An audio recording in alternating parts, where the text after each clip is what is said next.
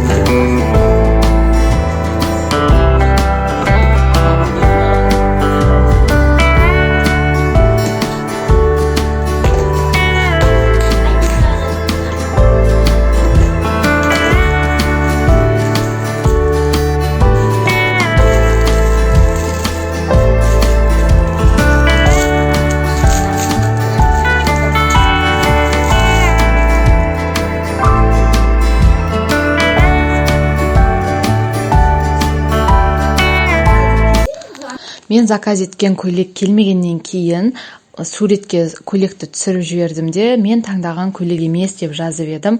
Олар маған 3 юаньдық купон предлагать етті, ал мен оған риза болмай ары қарай шағымданатынымды жаздым. Сосын сразу Пиндодоның өзіне шағымданатын болып шештім. Мына осы жерге кіреміз. Осы жерде барлығын аударасыздар. Мына жерде мен көйлекті таңдап алдым. Мына қай заказ менде қателесіп салынған. Соны бірінші жазып аласыздар да, мына жерге белгілейсіздер. Осы жерге белгілеп қойдым. Маған возврат жасалды.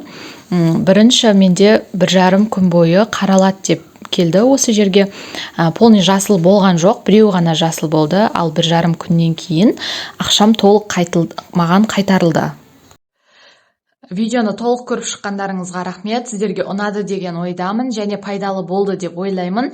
Видеомның сапасы кішкене нашарлау болды, бірақ барлық затым өзімнің ойымдағыдай болып келді. Тек қана көйлек өзім ойымдағы болмады. Бірақ көйлектің качествосы жақсы. Достар, мен Пиндодо менен үйренсеңіздер болады. Егер қаласаңыздар, осы жерге Instagram каналымды тастап кетемін. Сол жерде дайректке жазсаңыздар болады. Және менің алдыңғы Instagram каналымды жасап блокировкаға түсіп қалды. Сондықтан мен қазір жаңа Instagram канал аштым. Келіп алыңыздар. Мені толық тыңдағандарыңызға көп рахмет. Тағы да пайдалы ақпараттармен бөлісетін боламын. Менімен бірге болыңыздар. Келесі кездескенше сау болыңыздар.